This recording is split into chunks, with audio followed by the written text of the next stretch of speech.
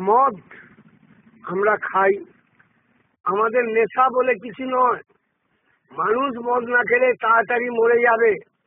মদ খায় মদন মিশ্র, বরুণ সামন্ত, নিমাই সামন্ত, শিবনাথ মন্ডল, গোপাল বেরা, এ.কে. পাত্র, অখিল মান্না, আমরা সবাই মদ খাই।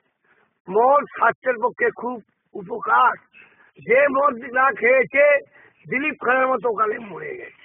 মদ স্বাস্থ্যের পক্ষে ক্ষতিকর হলেও এই বিলেতি মালের জিনিসটাই আলাদা।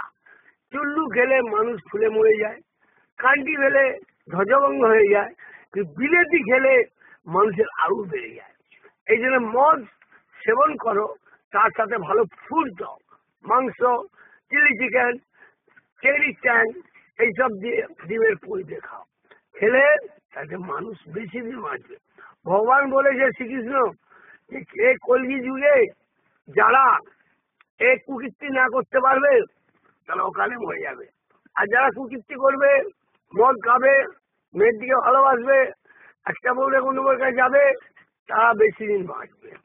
এটা হচ্ছে স্বাস্থ্যের পক্ষে উন্নতি। এমএলএ ফাঁসা হিস্ট রহমত আলী, অজিত কুমার পাত্র। আর বাজার করবে এটা বলে